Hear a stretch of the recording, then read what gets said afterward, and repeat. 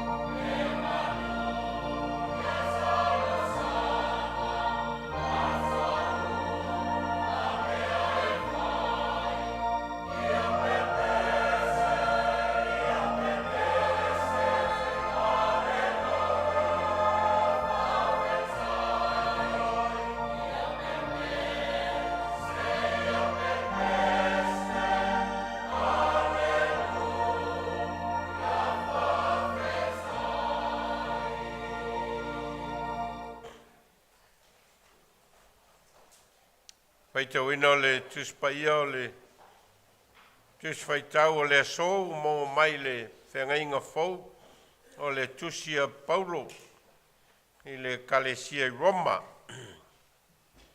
Roma i lona matau mua tātou te whaitau whiawawai. Mai le whaiupu mua e whangata mai le whaiupu e sfuma le fitu. Tusia Paulo i le kalesia i Roma. Roma mua. Tātou te whaitau whiawawai. Mai le whaiupu mua. Whangata mai le whaiupu e sefuluma le fitu. O Paulo o le au na Iesu Keriso, na Vailaau ina e whai ma apostolo, o toa fia e tālai le tala le leia le atua.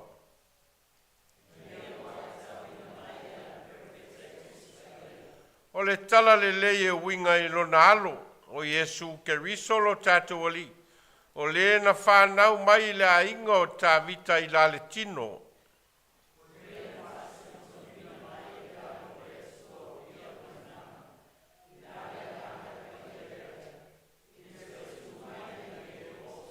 O mātou maua mai a te ia le alofa tū noa ma le whaiva o le apostolo. Ina iaiu ina ana i le whatua tua o nu umalava o na o lona suafa.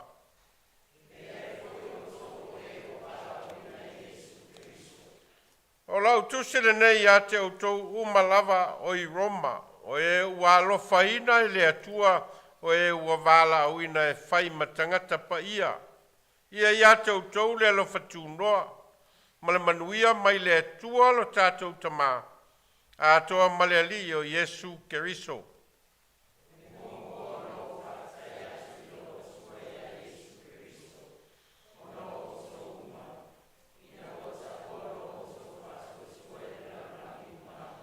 Awa ua si la fia mai e le atua, o ia o te au na iai i lo nganga, i le tala le lei lo nalo, e le au noa na o tau taua o tau.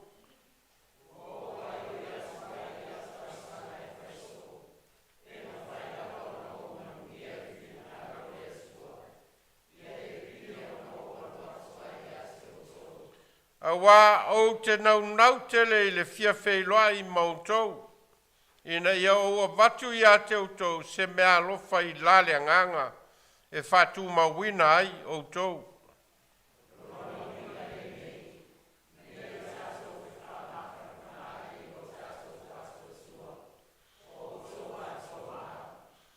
E au soe o te loto ina i au tau loa, o tele o manatu o te aluatu i a te o tau, o tau fia o mai i ona pō nei.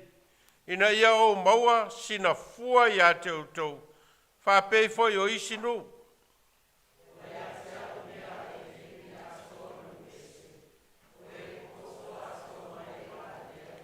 O le mea lea o te nau ai, i o fola le tala le lei a te o tau foi o i Roma.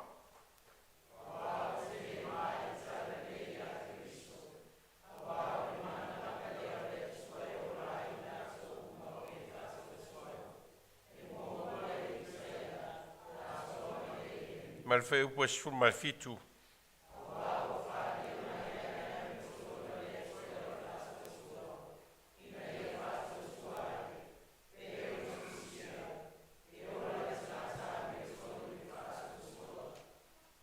Whamanu mai le nganga le tua le tātou whaitau ma whalongolonga i ana whionga. Ma ia tū mau atu i a te iolo na lava vi inga, nei se i o le whavavau lava. Amen. Pese luas fumale iwa tātou toi pese ai.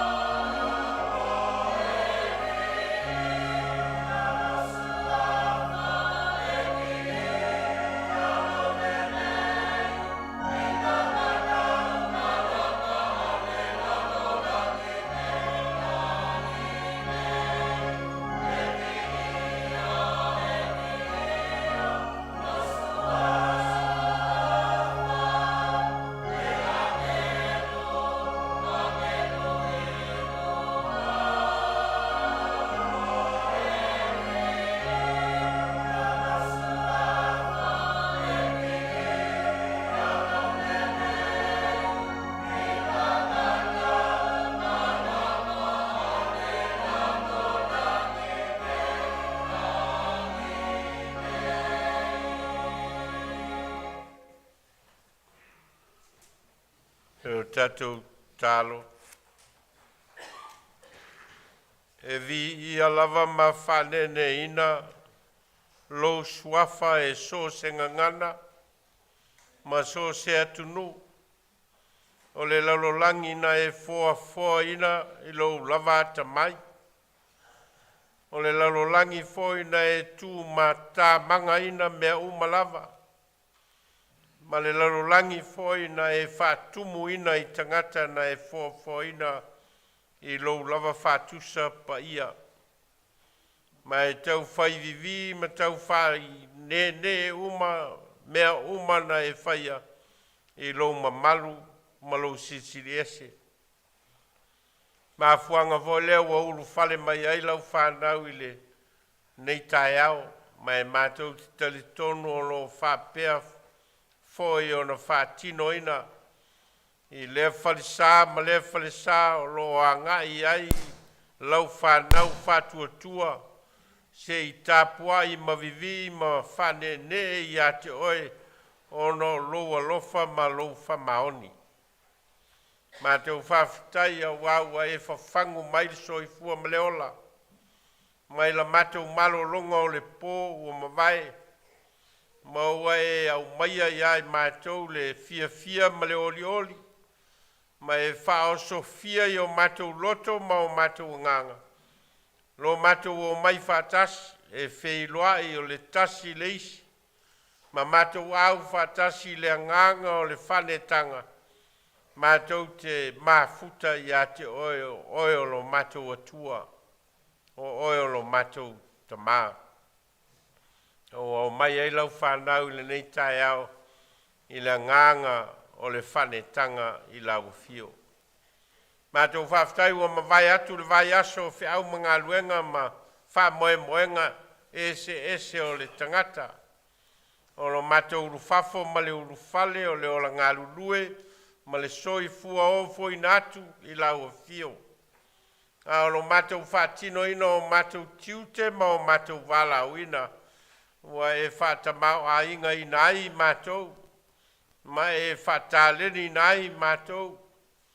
Ma e totofi ma whao ngā ina ai o mātou ola. O ni mea whai ngā luenga mō lau fio ma lau whina Mātou whawhtai lau whāsoa mea le lei uma o mātou maua. Whamanuanga o le tino, whamanuanga o le mawhau o le iloa ma le malamalama. A o lo mātou ola whale nganga, ua e whātamau a inga ina i mātou. Mā futa ina foi lo o nganga pa ia i mātou. Tautoa lua la mātou savalinga. A o ina tau teva la mātou savali, ma le mautonu foi i mātou i le anga i lumanai. O lau a fio e te whātonu folau, ma e taitai tama i ai mātou, ma e whātonu tonu la mātou savali. Mātou whawhtai, o no lau e kalesia ua avea ma no foanga o lo mātou o mai whātasi, o i mātou o lau whanau, o i mātou o lo ainga, o i mātou o itu tino lo tino keriso. Ua e whaia le whao le tanga mo i mātou, ma ua e au mai ai mātou le wha moe ola. E le avea ai le ola nei o mea e ngata ai la mātou wa ai. Ua e tatala ina mea lofa o le ola wha vavau i lo malo mo i mātou. Pea mātou whātua tua masalamo i lau a fio malo whina ngalo. Mātou whawhtai ona o le whao le tanga o le tangata angsala ma le tongi ola o Sauniga i lau a fio. Ona o loa lofa tū noa i le tangata angsala ma le tangata ua pau ese mai a te oe ma lau whao le tanga ua e sa ili mai. Wa fio mai lo lava lo pele o Yesu Keriso. Ma na whaia le tauranga o le whao le tanga. Ma ua au mai ai mātou le wha moe ola. E le ngata i le lalolangi nei mea manatu i ai le tangata i a te oe ma lo olofa tū noa.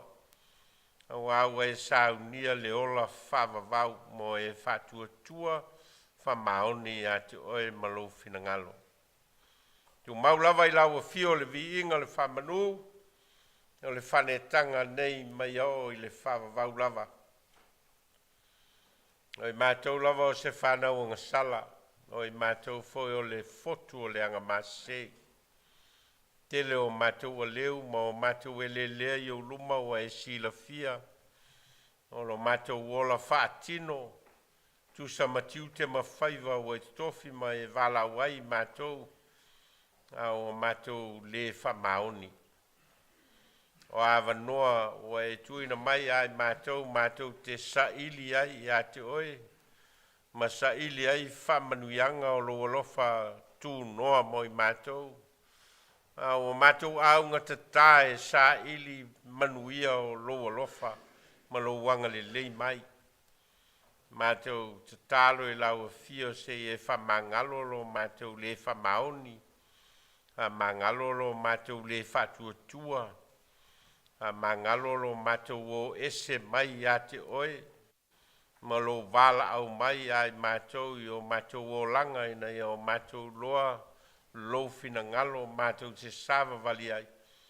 Wa alu lava le tangata ia I le mea o manatu iai, mātou te talo tama, na lau a fio lava e, au mai ai le whamanga longa mo I mātou. Ia e whamangalo mai mātou teito tasi. Ia e whamangalo mai foi o mātou ainga, ma le nei au Lotu, nei e kalesia. O a mātou tel tonu lava e uina so mātou nau. E whai mea le lei ma whai mea sili. I mātou lava o tangata e vai ma le ato toa I uruma. Le tamai whamangalo mai I mātou o lau whanau. Ia a vea le maliu o lou lava alo pele o Iesu Keriso. Ma le tongi ola na ia Sauniga I le tau langa o ia whaia mo le tangata angasala o lona tino ma lona toto ma lona soi fua ofo ina mai. Whai ma whamanga longa mo I mātou, ma whamama ai mātou I lo lava alo whatu noa. Mātou te talo matu I nātu le nei au Lotu I au luma, mo au whamanuianga. I tū tino ese o lau kalesia o lo ngā lulue, mo le leilau tele o tangata. Ma le sāilinga o lo mātou wola whale nganga. Mātou te talo ia e whamanuia mai. O e lātou e to tofi ma Vailaau ina e whai matai ulu. I lea mawhitanga ma lea mawhitanga o lea I tū tino ma lea I tū tino. Mātou te talo mo au whamanuianga I maua le tō whā ma le whautautanga e teitai ai lau tala le lei ma lau e kalesia mo nei ma le lumanai. Mātou te talo mo nai o mātou tamamati nā mātutua. Mai se I lātou a whata otolia I tono a inga po mauta ngase ngase. Ma so se no whoanga o sa ili tonga fiti. Ma sa ili iai le lango maluina o lo mātou wola I le neilo langi mātou te talo. Ia iai au whamanuianga. Mātou te talo mo a inga Lotu uma teito tasi e whamanuia. A lātou sāilinga ma o lātou nau ta inga ma whamoemoenga mo nei ma le lumana. A tia ina o a inga ma whanau sāilinga o le poto ma le malamalama. Mai se o awa noa e whao ngai nai o mātou wola. Mātou te ngaru lue ai mo lo mātou lumana. Mātou te talo I e whamanuia. Le nei atunua ni usila o mātou nonofo ai ma sa ili manuia ai. Ma vai tama ina ai o mātou wola. Ma atia e ai o mātou a inga malautala le lei. Mātou te talo I e whamanuia. Whai ngā malo. Tā ngā luenga ese o lo ngā lulue mo le lei lau tele. Mātou te talo I e iai au whamanuianga. Mātou te talo mo Samoa. Te nei vai tau o lo whaau o i pui pēr, sa i linga o tai o whainga malo, ma te utalo, ia iei lo o lofa ma lo wanga lelei, ia e whātoa file mu, mea e leo mau tonu ai lo lato wola sa ili, a wale atia e ina o le atunu mau tangata ma te utalo mo au whamanuianga. Ngā ruenga tā lai a lau tala lelei ia e whamanuia. Laulangi lau tele mo na tōtu ngā, ma te utalo ia e whamanuia. No whango iei tau o ma whewaiwai a inga iei lo file mu. O atu no o lo a fia o no whalawe lave o nā tura o mea. Ma te utalo mo lau whamalo longa ma lo o lo whalawe ai. Ma te utalo mo le angai lumanai o le matu savlinga i le nei foi tau sanga ua matu savalia a oi mailo o lofa malo anga le lei mo i matu. Se taimi matu whalongolongo e whita laila o fio i e te tala ina la matu whalongo i a matu langona lo whita lai mai. Ia e awa o mai ai matu whatonu tonu o matu wala i a matu i loa lo finangalo. Ia mātou sāwa vali ai ma teita ina ai o mātou wola. Ia o mātou te tālo ia. Ao ni te talo lilo, ai le lilo lava i lau sila whangati mātou te tālo. Whaia lau finangalo ai le o mātou loto o mātou te tālo. Ma Vailaau e ala i lau lava suafa i e sule li i malwhaola o le wao i mātou te tālo.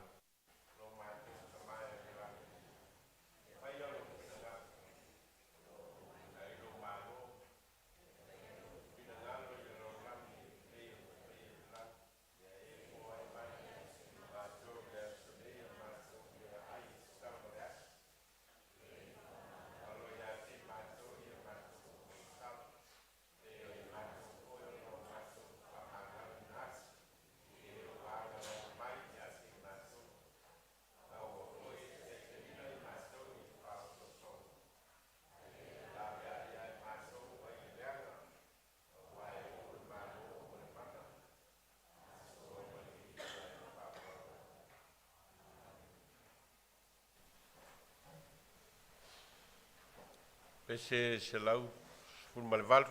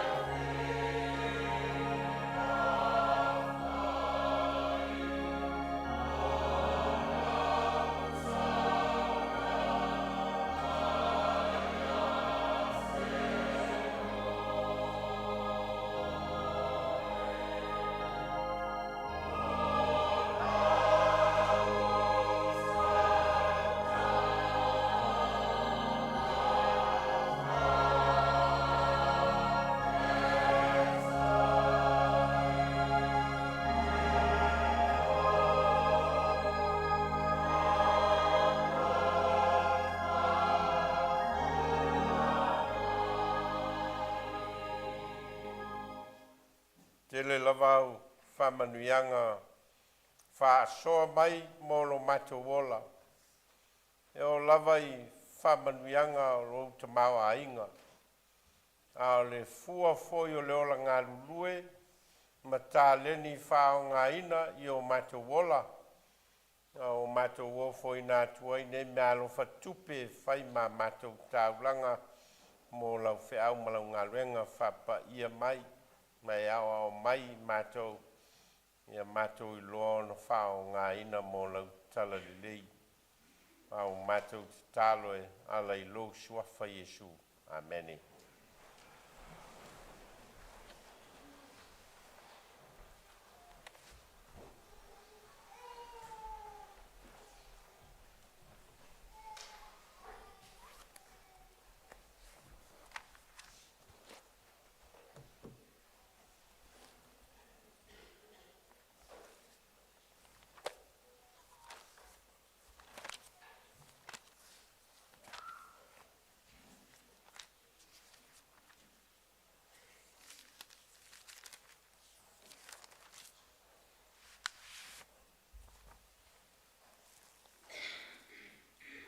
E tātou tālo. Ia mālie upo alo ngutu ma mawhauwhaunga o mātou loto i lau whawhaunga. Lo mātou atua, lo mātou papa ma lena te tongi ola ina i mātou. Amene. Maua le matua e teitai nai le launga i le nei tae au mai le tusi sa whaita wina o le tusi a Paulo i le kalesia i Roma. Roma i lona matau mua mua ai o te whaonga ina le whai upo e se furu ono ma le se furu fitu. Se sue a tātou tuspa ia i le tusi lea o Roma whamole mole. Roma i lona matau pu mua mua. A maua o na whaitau whatasi mai leo le whai upo e sefuru ono, ma le whai upo e sefuru fitu. A maua whaitau. A wā o te le mai le tala le lei i a keriso. A wā o le mana lava leo le atua e ola ai i lātou uma o e whatua tua. Mua mua le iutaia a toa male eleni. A wā ua whaalia mai ai le ame o tonu a le atua i le whatua tua. Ina ia whatua tua ai pei o na tūsia e ola tangata ame o tonu i le whatua tua. O le matua lea mo tātou. A wā o te le ma. I le tala le lei a Iesu Keriso. Wa o le mana lava leo le atua e ola ai i lātou uma o e whatua tua. E mua mua le iutaia a toa ma le eleni. Wa ua whaalia mai ai le ame o tonu a le atua i le whatua tua. E na ia whatua tua ai e peiona tūsia e ola le tangata ami o tonu i le whatua tua. Lo whaonga ina le tusi o Roma mo tusi whaitau a le au whaitau tusi pa ia i le nei vai aso atoa. Ma o lo a matala i le vaenga leo le tusi o Roma i lona matau mo mua whai mo mua e o le whai upo sfufitu. Leo whaonga ina e au mai eise launga mania o ngā whale nganga mo i tātou i le nei tae au. O le manatu au tū o le mana o le tala le lei. O le mana o le tala le lei. The power of the gospel. The good news. The power of the gospel. E umi le launga. O e umi le matua.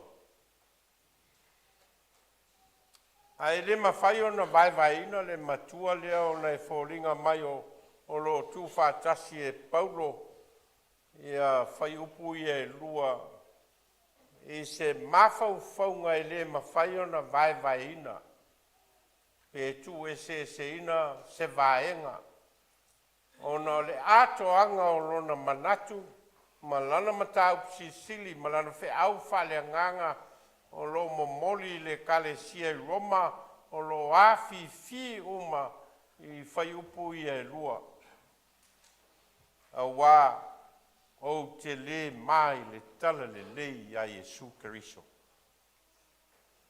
A wā le mana lava leo le atua e olai i lato uma o e whatua tua. E mua le iutaia a toa male e leni. A wā ua whaalia mai ai. Le ame o tonu o le atua i whatua tua. Ina i whatua tua ai. Pei ona tūsia e ola le tangata ami o tonu i le whatuatua. E fōlinga mai i le whaupunga lea ma whaiupu i e lua o lo au mai ai ni whamatalanga tā ua mō tātou o lo whamatala ai i le Vailaau o Paulo. O lo whamatala ai le mafua anga o lana ngā ruenga tālai. Ma le mea o lo o ia tālai ina, le whe au. O lo a vea ma o ngā to tonu ngā le mū. O lo na a vea ma apostolo, ma tangata o le tāla inga o le tala le lei monu ese. O lo awhiwhi o maia, mea nei tonu o whai upu ia. Ma o lo whamatala ina i foi e Paulo le afuanga o le mea o lo o alwe mamoli e afua mai i le atua. Awa le mana lava lea o le atua e o lai lato umai whatua tua. Talo mai lava le taimi na li liwi na ai Paulo. Ma taulia foi o Paulo sa avea ma tangata na te sai mai tangata whatuatua i le tala le lei a Yesu Keriso. Mai o lana malanga na alue sai mai tangata Kerisiano mai tamaseko lea na feto ai ma le popula tele i le ala ma avea ai Paulo ma tangata ua Vailaau ina e whai ma waa maipu o le tala le lei. E o tātou i loa la le tala lea i le liu ina o Paulo. A o a vea o ia o Saulo, rona ingoa lea sa ia i momua.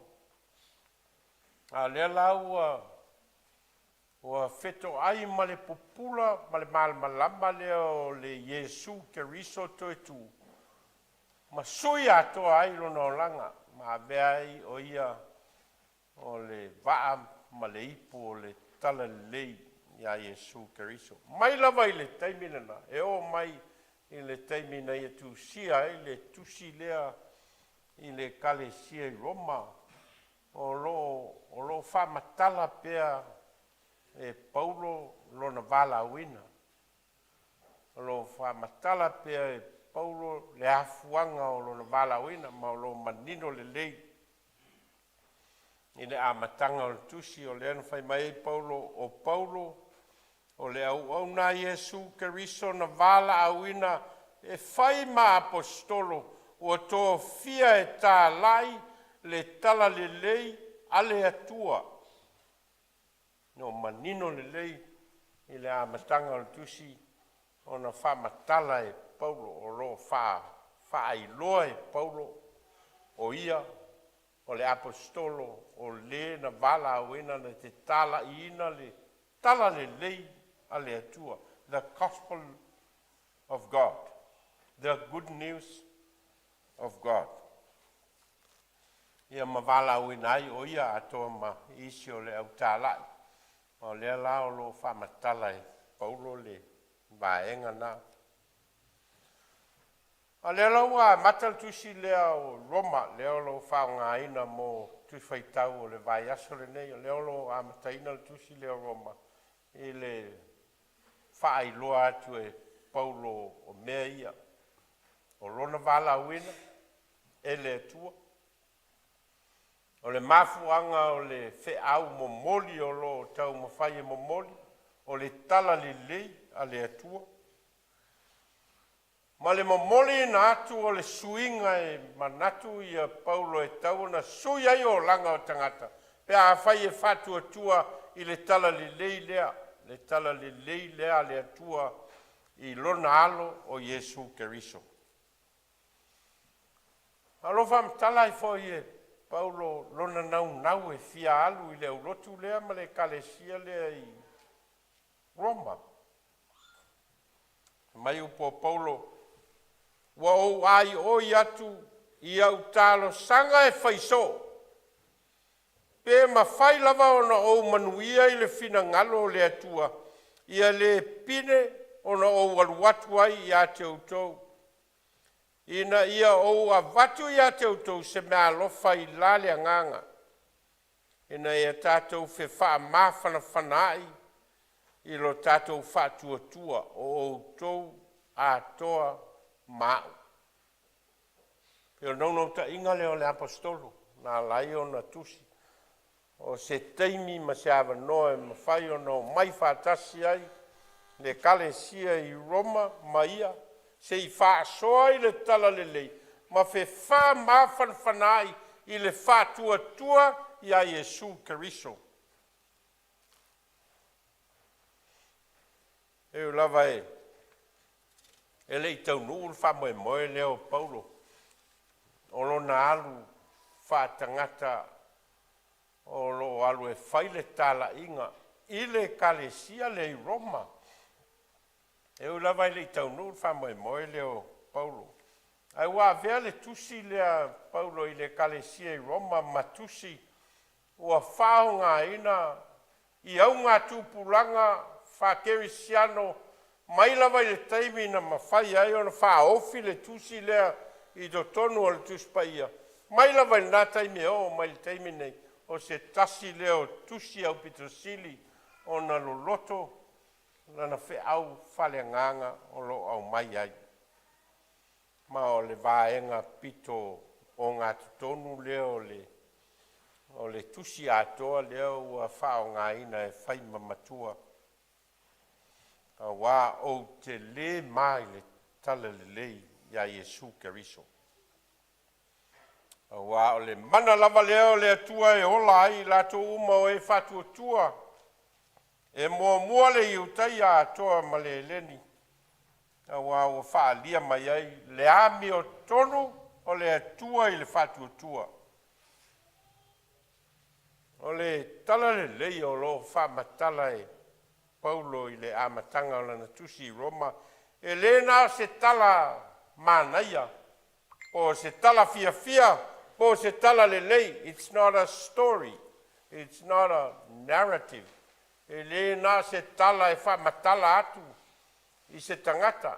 E leo le nā, e leo se mea nā o na tupu, o na umalea, e o na whailea matala. E le ai. E leo le tala le leile nā. O mai wha upunga Paulo, o le tala le leia le atua i lona alo o Iesu Keriso lo tātou ali. O le na wha nau mai le a inga o tā vita. O le na wha sino tonu ina mai. O le alo o le atua o ia ma le mana. I la le anganga e pa ia lea i le toe tū mai na ie woti. O le tala leile tau mwhai Paulo e whamatala e leo se tala a o le tangata. It's a person. The gospel is not a story, it's not just a good news, it's a person. O le tangata na fo ina mai le atua, o le alo le atua, o le tangata i elon tupuanga wha le atua, ma lona wha sino manga wha le atua, na fina ngalo ai le atua e fio mai i le lololangi. E leo se tala. It's not just a story. It's a person revealed i le lololangi e tusa male fina ngalo le atua. Lea lao lo whao ngai e paulo le whao punga le o te le ma. I am unashamed. I am unshamed. O te le ma. Lo whao ngā ina lai, paulo le whao punga lea o te le ma. I le tala le lei lea, ia Iesu Keriso. E le nā se tala, a ua toe au mai e paulo, ia le tala o le maliu o Iesu Keriso. Ina ua ia whao ngā ina le whao punga lea o te le ma. O le upu mai le ngana Samoa e fōlinga o ni langona e tupu ae i stangata o no se mea matavale o se mea lei o na whaia e wha luma i nai o ia i le vā matangata. E o le mea le tau o le mai le wa aia ma le wha winga ina i le ngana Samoa. A le ala o lo wha ngā ina e Paulo i le lo minga lea tātou o lo whali liu ai le upu leo le unashamed. Ne lai le whali liu o te le ma. A le upu lea i le whaonga ina e Paulo o te le ma e leo whata tau ono se mea matavale, po se mea valea, po se mea leanga o whai e tangata wha luma ina ai o ia i luma o tangata. Ai o lo whata tau i lona le malu ia e wha leo le tala le lei. Lona le pala ai e tau le tala le lei lea. E oia le tala le lei lea. E mafua mai ono le tula fono le malo Roma na lato whaia le fasiotinga o Iesu. A le lao lo wha matala ai e Paulo. Ia le wha winga ina o le wha upunga lea. O te le ma i le tala le lei le nā. Tu salava po le tala le lei o lae na fasiotia Iesu Keriso i lalo le tula fono le malo Roma o te le ma i lava. Ma le winga la leo o le whaonga ina e Paulo le whaupunga lea o te le ma i le tala le lei i a Iesu Keriso. O le maliu a Iesu Keriso i le vaai le malo Roma, o le maliu e whaaluma ina o a le itu ai ngā maliu leo le whaasātauro ina o le tangata o lo whaamatala ina ai lo na whao malo, o lo whaamatala ina ai ana soli ngā tūla whono e aafia ai, soi fuanga o istangata ma aafia ai le malo Roma, ma e fōlinga mai o le mele tau o na maa ai le tangata o no le i tu ai ngā maliu na maliu ai. A le ala e mai Paulo au te le maa. Te le maa le maliu le nā. E ui whai o le maliu lea o lo whamatala ina e tangata e leni whai mai o se maliu valea. O se maliu e le aisona tāua o iai, le aise mea tāua ma se mea le lei o iai, a le ala e mai Paulo. O te le mālava, e whaamatala, le tala le lei a le atua o lo whaalia mai, i le toe tū mai o Iesu Keriso mai le tunga mau. E ala e a mata i le whaupunga lea. O te le mai le tala le ia Iesu Keriso. Tangata ia o lo tusi ei Paulo i le tusi le ia Roma. O tangata kerisiano i le ngata o tangata Iutaia. A whapena foi tangata onu ese le whamatala o tangata e leni. Ia mai o tangata e leo ni Iutaia. Non-Jews. Ma o la toula ia o lo li o ai le whapotpotonga ia o tangata kerisiano leo a vea ma tangata whatuatua i tonu Roma. Mo I lātou la ia leo lo whamatala ina ia i Paulo ma ave ia le. A o lo whamatala ina la e Paulo tangata ia, o tangata ua whatuatua, o tangata ua Vailaau ina, mai o tangata e whaola ina i lātou. Pe a whai e whatuatua i le maliu lea ma le tala le leilea ia Iesu Keriso. Lea la e whaupu ai e Paulo a mata i le iutaia a toa male e leni. E whaola ina i lātou, a mata mai i iutaia, ia aona whapea leo na ao fia atua i ma tangata e leni. Le ho wa toa atua i ma tātou, le ho wa ao fia atua i ma tātou i le tau leo lo whamatala ina e Paulo. Ma o lo whamatala ina ai, le ao te tele o le whaolatanga le atua, mo le tangata whatuatua, ona e le ngata mo nao tangata i utaia. A lo a fia ai, ma le larolangi atoa. E whaupunga tā ua o lo whaonga ina e Paulo e whamatala ai le tala le leilea, ma le mana o le tala le leilea le atua i lo naalo Iesu Keriso le toi tū mai le oti ma le tunga mau. Mua, o le tala le leilea le atua, o le tala le lei, fai mai le apostolo Paulo, o le mana lea o le atua e ola ai le tangata whatuatua. This is the power of God for salvation to everyone who believes. O le mana lea o le atua e ola ai le tangata whatuatua. O whaonga ina e Paulo le upu lea mana. Ma le whaliunga lea whasamoa o le upu power. I le ngangana Samoa le upu mana o lo whātatau i le malosi ma le pawa o le atua. Le whai ngola o le mana o le atua.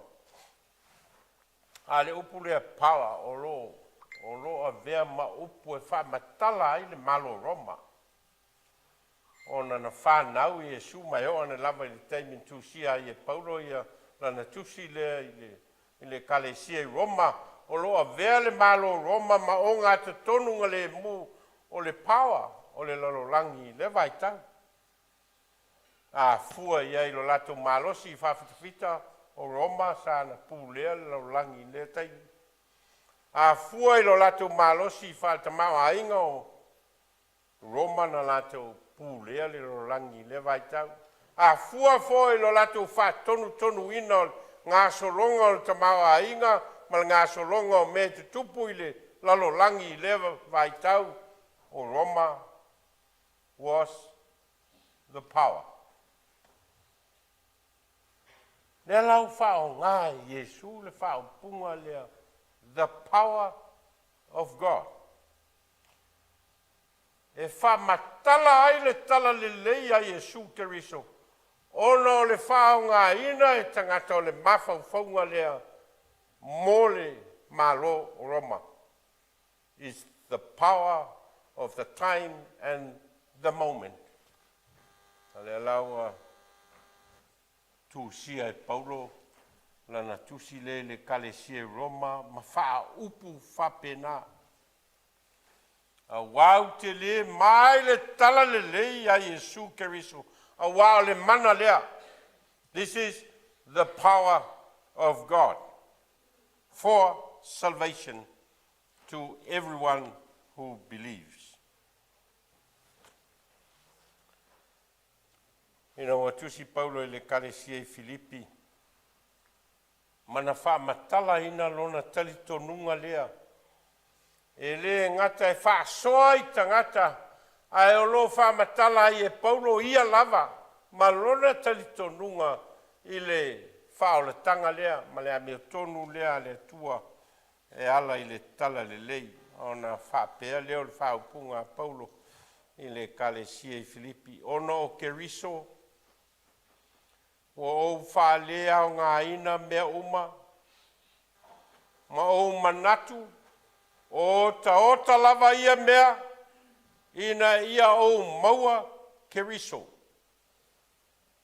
Ia maua fo iau, ua ia te ia. E le ia te au sa uami o tonu nei le tūla fono ai peitai.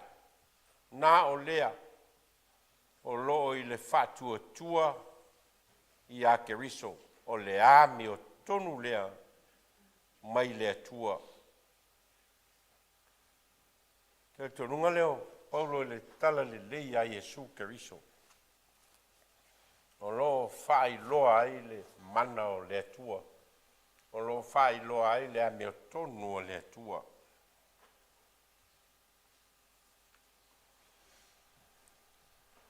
Mawhawhaunga lona lua o le whao le tanga e maua mai le whatua tua le tala le leia le tua o le whao le tanga mō tangata uma.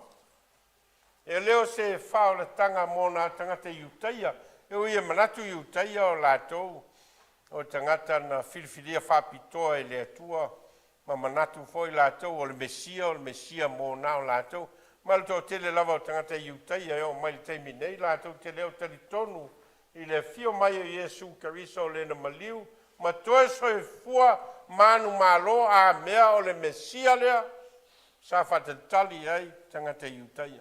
E o mai le teimi nei, o tele tangata iutaia la tau te leo tali tonu i a Yesu Keriso.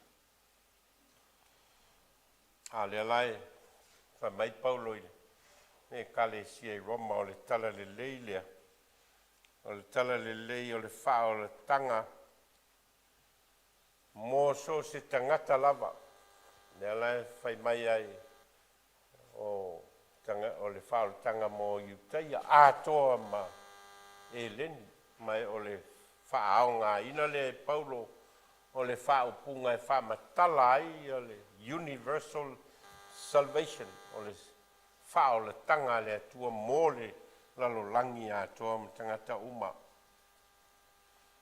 Lea fo ua fia toa im tātou i le whao le tanga lea. E ui o le whao le tanga o leana tusi ei Paulo. O se vai taimi o le ono sifuru i le vao le ono sifuru ma le ono suru lima.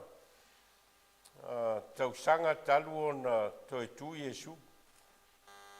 O lea e toa tau nuu le tala le le afe vali se lau tolu sifuru i a tātou. A fua i ai e o atu le afe valu se lau tau sanga e vā ai le taimi na tusia i e Paulo i ala na tusi lea i le tala le lei e le ngata i tangata iutaia ma tangata e leni a e whapea foi le lorangi atoa mai le vāle na taimi le nā ka o atu ai le tala le lei o tātou lau whanua ma wā fia ai tātou i le a meo tonu ma le alofa tū noa lea o le atua. E i whao punga tā ua o lo whao ngā e Paulo i tonu o le vāenga leo le tusi ma o lo te le fo i lo na whao ngā ina i le tusi atoa. Ma o whao punga ne tolu o te fia whao ngā ina mō le nei launga. Mua. O le tala le leia le atua, o le mana o le atua. The gospel of God is the power of God. O le tala le leia le atua, leo lo whamtala, o le tala le leia le atua i lo nalo Yesu Keriso le na toi soi fua manu malo mai. Ea lao lo tā ua e Paulo, le tala le leile na, o le mana le nao le atua, it's the power of God. Lona lua, o le tala le leia le atua, o le whao le tanga a le atua. Peo nau whai atu e le nao se tala ai o le tangata o lo whatau ia Yesu Keriso o le nā fio mai na maliu moto e soi fua manu malo. O le whao le tanga lea, it's not a story of salvation, it is the salvation. O le whao le tanga lea, Jesus Christ is the salvation of God. Lona tolu, le tala le leia le atua, o le ami o tonu o le atua, it's the justice of God. It's the righteousness of God. o le tala le leile a le atua. E lei whaatali le atua se i ami o tonu tangata. Ma se i sao le tangata, e le ai. O le winga o le upule o le righteousness of God. O le ami o tonu o le atua. O lo whaatatau i le fesota inga le tangata ma le atua. Ao ina sao le sota inga le tangata whaatua tua ma le atua. That's the righteousness of God. Tu salava po oil tangata anga sala ma le tangata e matua maua lalo le mea o iai lo whale tonu. O le taimi lava e sao ai le sota inga ma le atua. That's God's righteousness. O le amia tonu le nā le atua. E le fua ina le amia tonu le atua se i e sao. Se i e le lei. E le ai. Fai lava le amia tonu ia le atua. Le ana ia fai ai le whao le tanga o le tangatanga sala. Nā te lei wha sala ina le tangatanga sala. Na ia fio mai e ala i lona lava alo pele o Iesu Keriso. Se i fai le whao le tanga mo le tangata. Se i sue le Roma i lona tau po e valu. Ka mo le mole e whai ua i le tātou launga.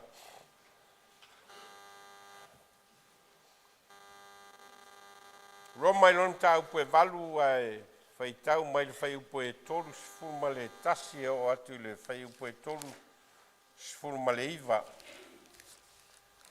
Mai fōlinga mai o fai upo ia o lo tūwha tasi ai le mawhauwhaunga leo Paulo. O le alawalo tātou leanga, a fōini o tātou whale tonu. A fōini lui tau o leo langa e tātou te whengai, ma tātou pā uai. E le whai titia ai le ame o tonu o le atua. E le whai titia ai le ame o tonu o le atua mo i tātou. Roma i lon tau po e valu whai upo tolu sfumaltasi e o atu i le whai unga a maua se i whai tau whatasi. Whai tau.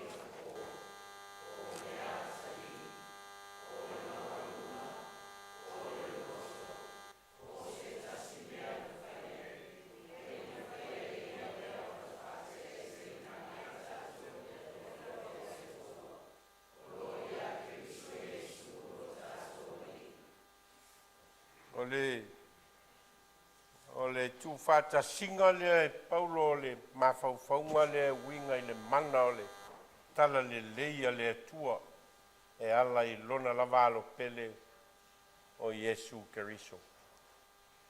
o alava mea e whengai mai tātou, o alu I tau o leola, o a whawhatia tā mai e whengai mai tātou, e le mawhai o na whai ki tia ai le alofa tū no le atua, e ala ia Yesu ke risolo tātou ali. O uma na maliu, o uma o na toe soi fua manu malo, mai tū mau pelo na manu malo le na, tātou te manu malo whātasi ai maia, I so se mea e whengai mai tātou. Pe a whai tātou te whatua tua, ma tali tonu, ma salamo, I o tātou vai vainga. Heo tātou tālo. Mātou whalongolongo I lo whetalai mai, I le mana o le tala le lei na e Sauniga e ala lava I lo alo pele o Yesu Keriso. O le na e fio mai ai le lo langi, se I whai le whao le tanga mo le tangata angsala. Na ue au mai ai le wha moe moe ola moe mātou. O a lava whainga tā mātou te whea ngai, o laua fio lava e te whaia me sili moe mātou. E le ngata mo le ola nei, ai mo le ola whawa vau e Sauniga I lo malo. Tau nei o mātou o ma le nganga whawhetai, e te le tu lafo ina I mātou o lau whanau. O au mātou te talo ela I lo swafa Yesu. Amen.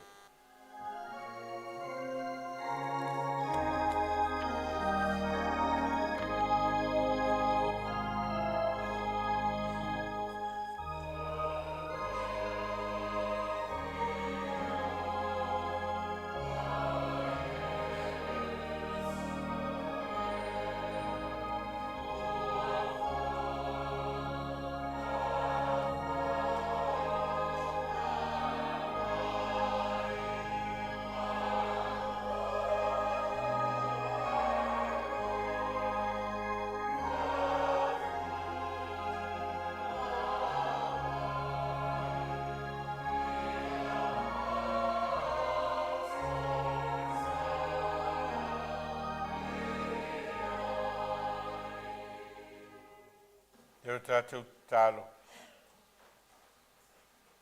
Wa mātou wangaia nei le lao ai o whaai longa o le taulanga na e o sia I lo lava soifua o lo tino ma lo toto. O na ua e alofa mai anga li lei mai li tangata angsala. Ma ua e whaatonu ina I mātou ina I o mātou whaia pea ma whamanatunga Ia so uma o mātou te ai ma wheinu ai. Sauni lau e kalesia mātou te talia me alofa o le whao le tanga.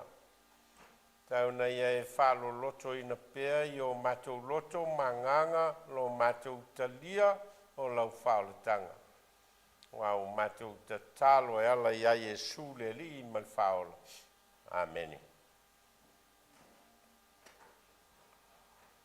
Po na whalata ina aile lio Yesu na ia tango ai le areto masitia o lato luma ina uma o na te talo ma whetala i atu o lo tino neua tofi e whai masui o tau.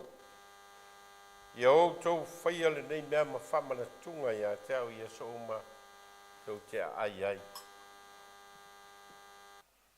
O lato ai ona isi tia leo le ipu I o lato luma ma whetala I atu o le. Ipu le nei o le whea ngainga fau lea I lo toto ua wha malingi ina. Mo le wha maangalo ina o angsala. Ia auto whaia le nei mea ma wha mana tunga ia tau. Ia so umatou te wheinu ai.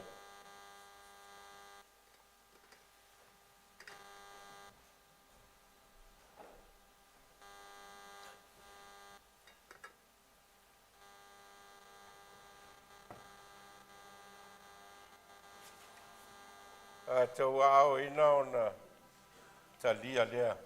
Tai.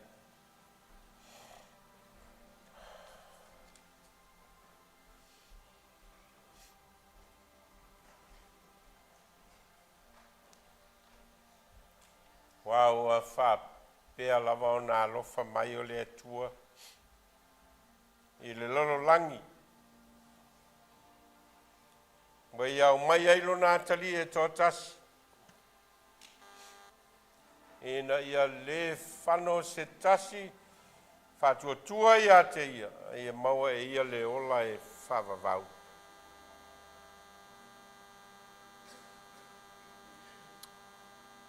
Whetalai e su o au nei le a reto le ola. O le sau ia te au. E le fia aila vaia. O le whatua tua fo ia te au. E le toe fia inu lava ia.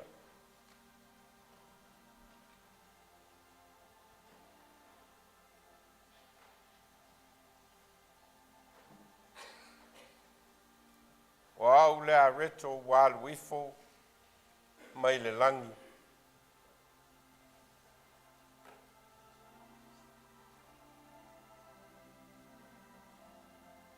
O au le a reto le ola.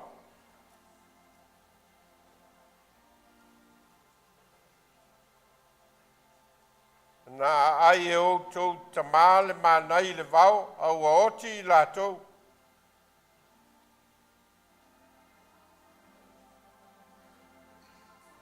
O le nei le a reto walu ifo mai le langi. Ai se ai ai. O na le oti leo ia. O au le a reto ola na luifo mai le langi. Pe a ai se tasi le nei a reto. O na ola ai leo ia e whawawau.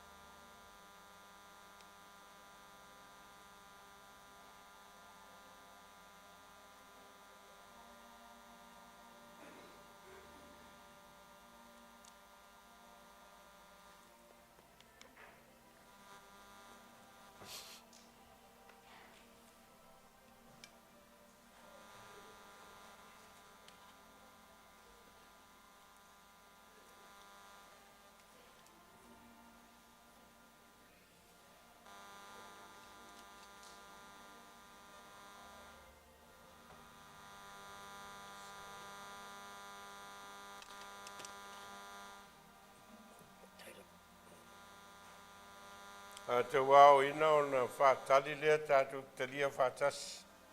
Lei, tai.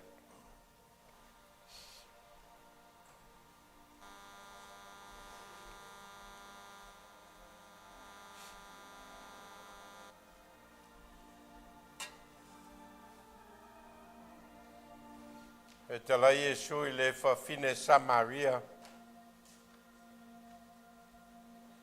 Ana e loa le mea fua I fua le atua. Ma leo o whai atu ia te oe, au mai ia te au o te inu. Po ua e ole mai ia te ia, ona fua I atu lea e ia te oe, o le vaiola.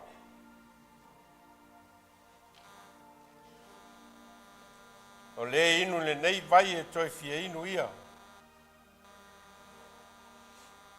Se inu le vai o te avatu ia te ia, e le toe fia inu lava ia. Le vai o te avatu ia te ia, e vei to tonu ia te ia, o le vai puna. E puna I lunga I le ola, whawawau. tali fine Samaria le li ie. Au mai a tau le nā vai. Ina ia o le toi fia inu. Ina ia o le toi sau foi I nei e utu vai.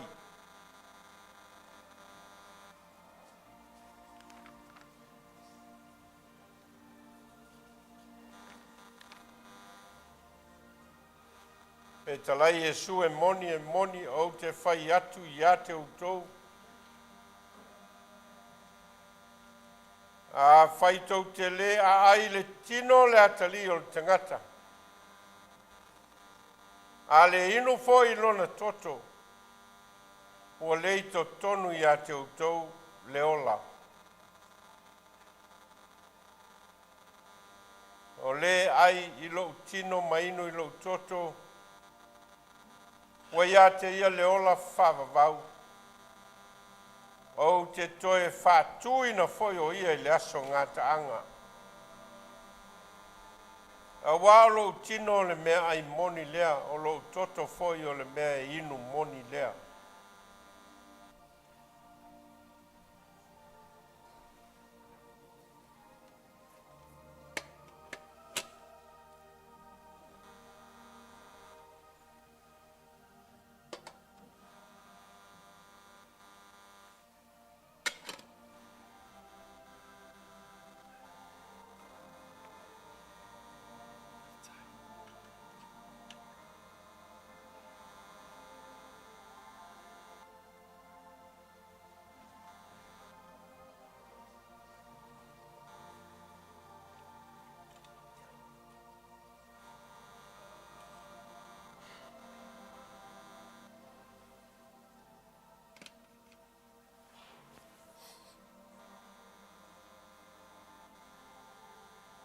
Le ipul nei o le whengainga fau lea I le toto ke riso o a whamalingi ina mo le whamangalo ina o tātou ngasala. E o tātou talia.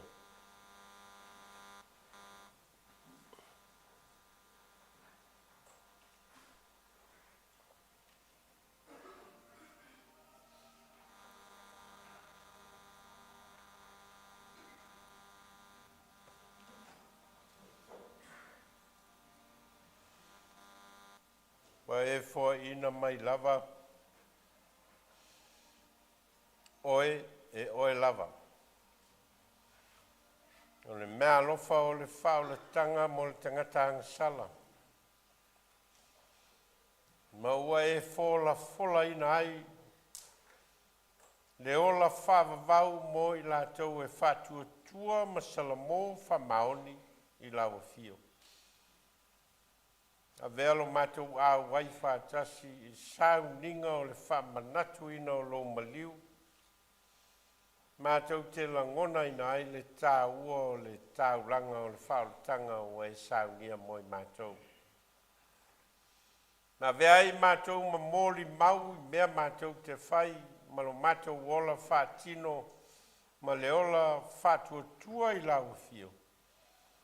Whai ma mōli mau o lo mātou talia o oe ma lau whaolutanga. Wau mātou ta tālo e ala ia Jesu le li I mal whaola. Amen.